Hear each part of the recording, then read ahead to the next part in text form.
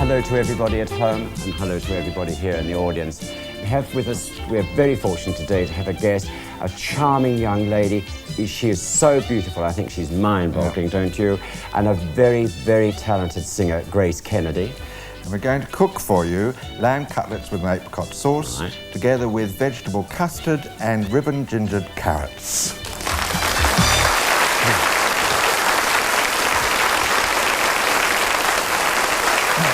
Thank you.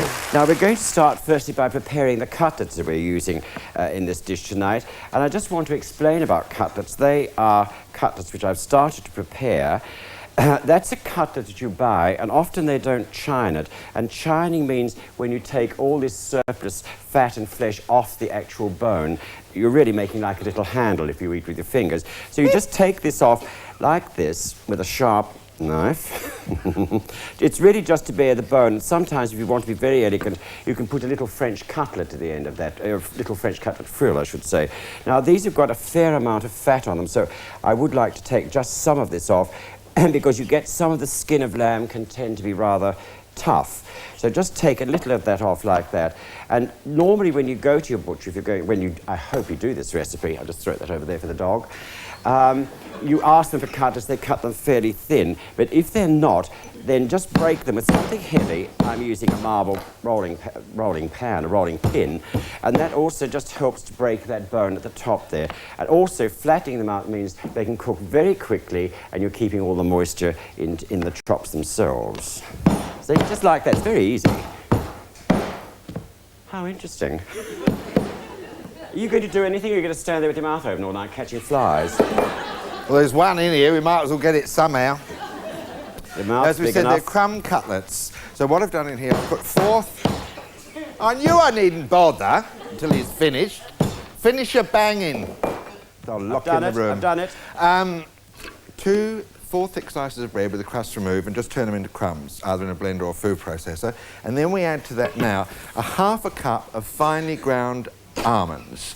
Now, if you're using almonds, buy them in bulk if you can, because they are relatively expensive, but only half a cup is needed for this recipe. And just blend those together very quickly, because there's not, as I say, the crumbs have already been pre-done.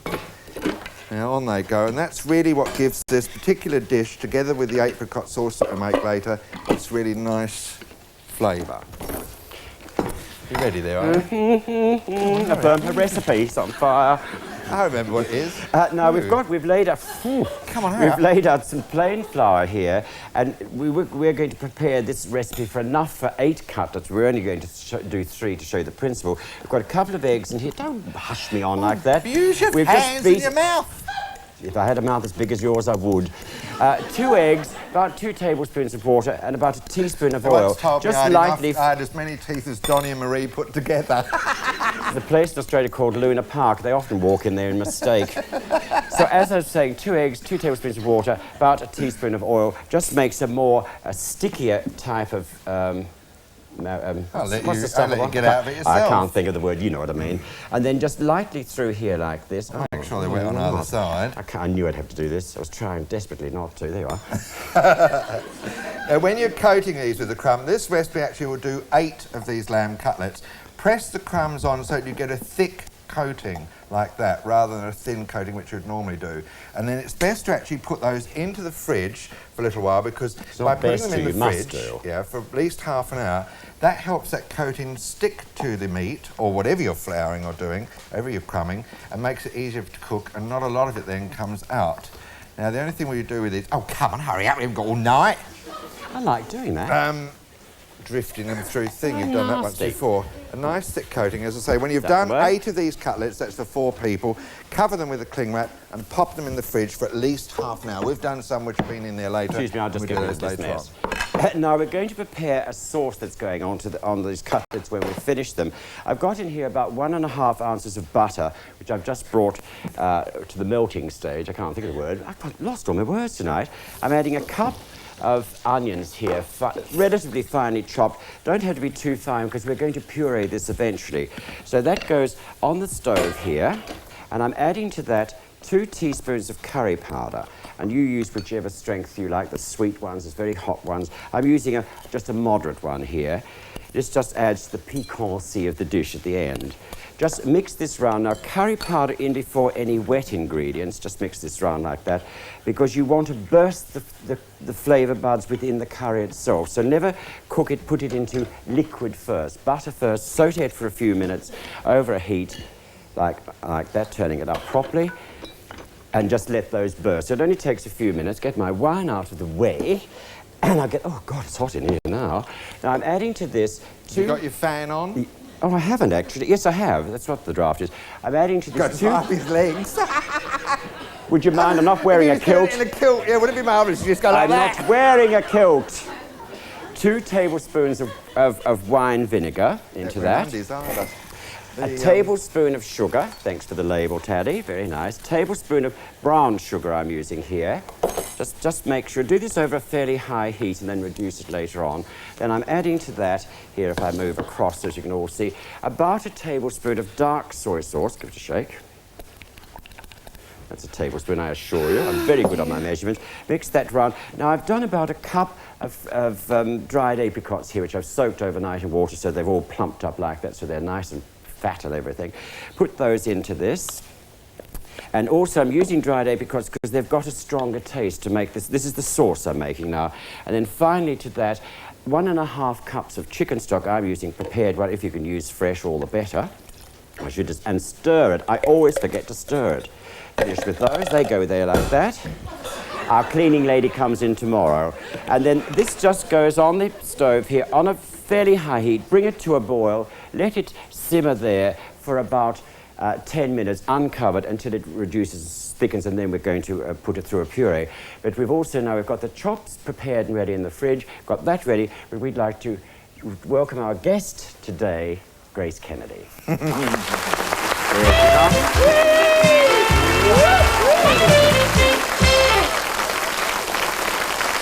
You're, as I said earlier, a very talented young lady. You sing so beautifully. And you've been in show business really quite a long time, because you're only very young, aren't you? Well, it's always pay ladies compliments. Grace, your throat, a little rosé, would you like for your throat? Thank you very much. My idea, you know, it's nice and killed. Grace, I was reading about you, and you love cooking. Yes, I do. And you love cooking lobster thermidor. Yes, I do. How do you do it? Well... We won't tell him. To me. Do have a drink. Thank you very much. What's your principle of cooking it, though? Quite seriously. I like cooking casseroles. Yes. I love casseroles because I like throwing all the different herbs and things inside, Yes. you know. You come and help me. Yes, I'd then, love to. And then I will just do this. Yes. For you, right. Now, what I want you to do, first of all, we'll do 3. The recipe makes slightly more than that. Yes. If you'd like to there, I've got 3 ramekins, a little bit of butter, and if you'd like to butter those for me, please, I'd appreciate that, while I start off with some of these ingredients here. Now, first of all, while Grace is doing it, I'm adding about a cup of cooked vegetable. In this instance, I use spinach for the simple reason that you can always get it frozen virtually all year round. But you can use any flavour you like. You know, you could use, say, cauliflower with some Parmesan cheese, or you could use cooked mushrooms, which you need about a cup to a cup and a half. Into that also goes half a cup of cream. Now, you can use thick or thin cream, whichever you happen to have to hand. And then also, too, we need for it 4 eggs. 1, 2... Didn't work, did it? I've had other guests on the shows and they do it. Smart little souls. 4 eggs. And then we also need, which is rather nice, about a grating, a little bit of nutmeg goes into this as well. Fresh nutmeg, has to be, which I love. Actually, it's also very good for you at night if you can't sleep. Have some warm milk and a little bit of fresh nutmeg, but not too much because it can become poisonous. Really? Yeah, could kill you. Gosh. Right. You done your bit? Super. Now then we just put the lid on and just blend this down and add to it about a cup and a half of warm or hot chicken stock. And that's really all there is to it, Grace. Now, what I'd like you to do, if you wouldn't mind, I'll put that over there, is holding that top so it doesn't pull out. If you just like to pour that into there, I'll just take this away for you. If you pour that into those 3 ramekins, almost to the top, please. So this is not really custard. It looks like your school custard at the moment. Smells lovely. God. It will be when it's cooked. and we'll get them. We'll cook some, and then we'll get you to get them out later. Right. Now, one more thing I want you to do for me, please. I've got this bowl here. You put those butter pieces on the top of there and put them into this dish.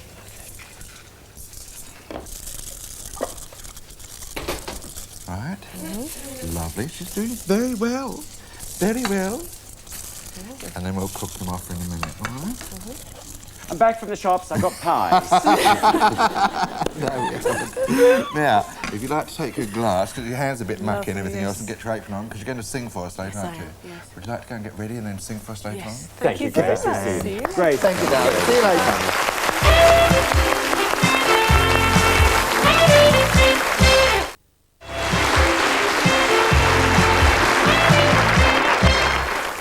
Now, I want to get these to the oven. What we'd normally do with these is when you put them in the oven, this would make probably 5 or 6 of these custards, just fill it up with some warm water till it comes about halfway up the dish itself, and then pop them in the middle of the oven at about gas mark 325 Fahrenheit, which is 175 degrees Celsius, or gas mark 3, and leave them in the oven like that in the middle. Now, we've got some already cooking in there because they take 25 minutes, approximately 25 to 35 minutes to cook, but they are really delicious and very simple.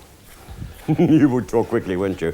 I'm in the middle of preparing some carrots. We're just going to do these a different way for you. Instead of dicing them or julienning or doing them across like that, take a carrot about that size, peel it top and tail, and then with a potato peeler, but I do beg you, please be careful that you don't cut yourself. Cut ribbons, just push down hard. I'll just do some onto here like this until you make a nice flat surface. You may not be able to see that. Turn the carrot slightly and go on again, and you're making, you'll see as I'll hold a few up in a minute, you're making these ribbons. They just look different on a plate and quite attractive, and of course they cook very quickly, so you get these dear little ribbons like that.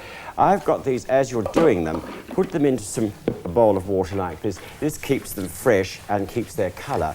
Now to cook them, I've got some boiling water here. Just put some boiling water. I'm using 2 teaspoons of chicken stock. I'm using a bought chicken stock here, but if you've got real, do that as well, or use that as well, I should say.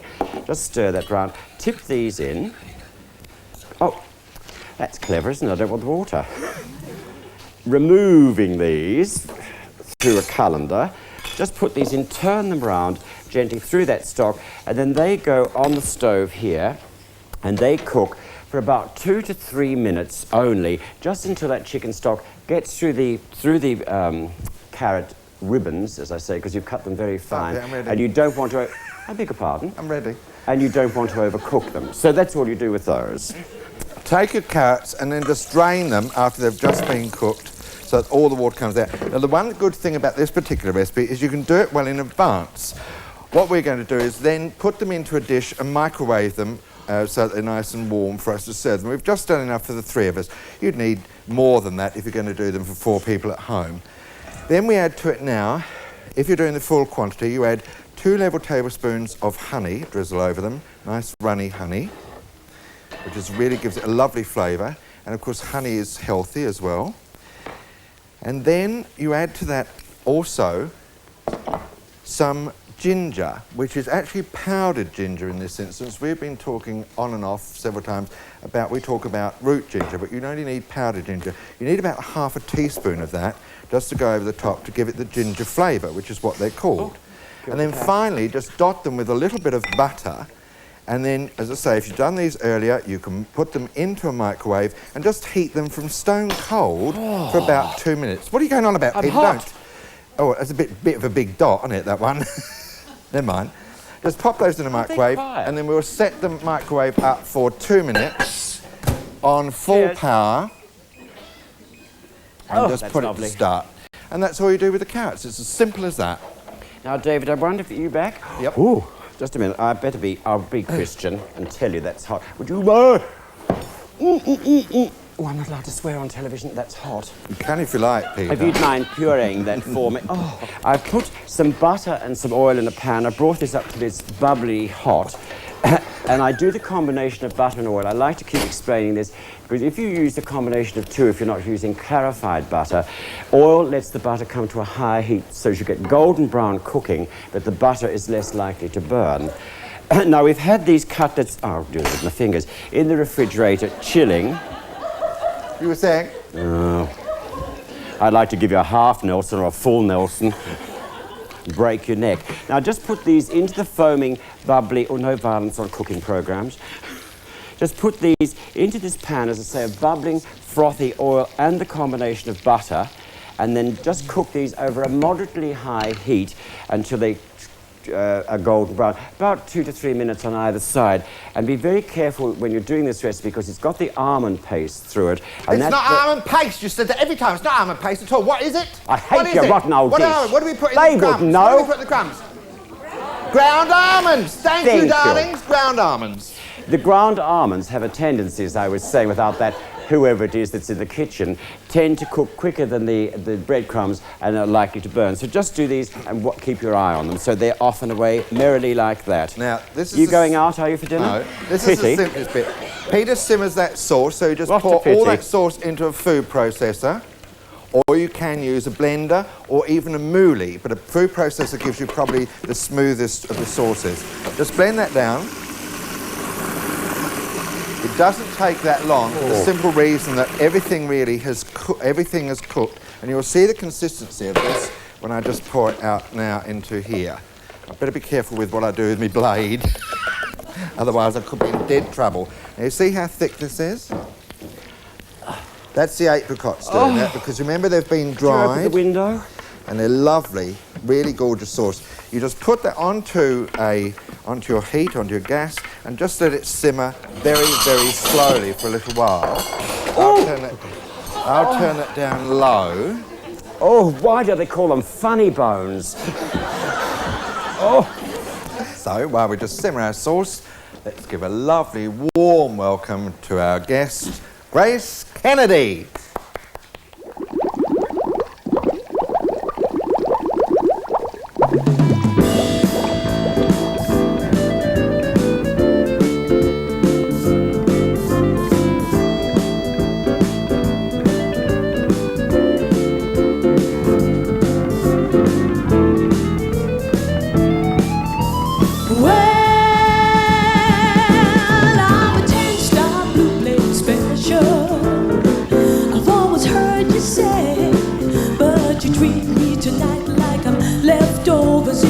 Spoon Cafe, and you're my high-class dealer special. But now you got some doubts about me eating out, and you know that just ain't real. Something's cooking in the kitchen, something's brewing in the air, something's burning in your microwave and freezing in your fridge. Cooking in the kitchen, something's steaming up the room, something's broken in your thermostat, and I'm picking up the feeling you're gonna hit the ceiling soon, yeah. Well, baby, there's one lesson you ought to know by now. When you order what you want in all the restaurants, you're sure to get your fingers burned. Come on and try and be a little more tender. Fall right off that bone, 'cause I don't go chasing after hamburgers, baby. I got steaks at home, yeah. Something's cooking in the kitchen, something's brewing in the air, something's burning in your microwave and freezing in your fridge. Something's cooking in the kitchen, something's steaming up the room, something's broken in your thermostat, and I'm picking up the feeling you're gonna hit the ceiling. Yeah. Something's cooking in the kitchen. It's no use denying the fat is the brine, and I'm in the soup with you.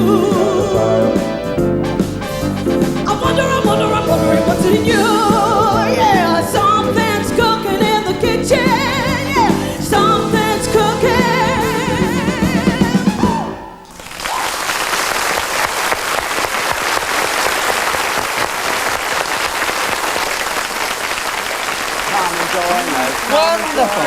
Wonderful, wonderful. Things were cooking in the kitchen. Nothing was burning and nothing was bubbling in my fridge. It's bubbling there, but still. Looks good. Peter, What you we've help got get here, those Grace, custards out? we've done these little creams, little spinach creams, and just so the viewers know, just when you're making these creams, just cut round them with a knife like that. Invert it as you're unmoulding a jelly or a mould or a mousse, something like that, and gently just turn them over. It's just a different way of having a vegetable. Oh, that's beautiful. And you've got a little. Do you want to try? Yes, They're fun I'd to love do. to. Just gently round with a knife. Yes. But it's just we're suggesting it's a different way to have a vegetable, so you're getting the cream, and particularly if vegetables are a bit stale or off. That's beautiful. Well, sometimes they are. We've all got what old funny things hidden at the back of a fridge. You think, oh, I'll give that to Auntie Ethel, she won't know. See, they all laugh, so they all obviously do. Lovely. I'm just going to... And there we've... Oh, that one's got a little hole in, that'll be mine. So I'm just going to put these on a tray and take them into the dining room, pour some wine. Perhaps you'd like to help the maestro, he thinks he is. Love to. Finish off Grace, the these meal. have been cooking a I'll little take while. them to dinner They're later. the cutlets. They're the cutlets. I'll just do this quickly, if I may. I'll just put some of these on one of them. And if you wouldn't mind putting them on the third one, a few of those ribbon carrots for me, please, while I get the sauce. It's a good girl. Thank you very much. Mind this, because it's very hot there. That's lovely, thanks. So just a little bit of this apricot sauce goes over the top. Remember, it's got beautiful curry in and everything, and it's really lovely and thick. It makes a lot. If you've got too much left over, Grace, you can always then pop it in the fridge and reheat it for another meal using the same basis. All right? Now, if you'd like to take one of those, darling, and I'll take the other two, and we'll go and join Peter. Lovely. Dinner's ready. Peter, I'll give this to you. So this is for Oh, you, thank you. Oh, There you go. thank you, Grace.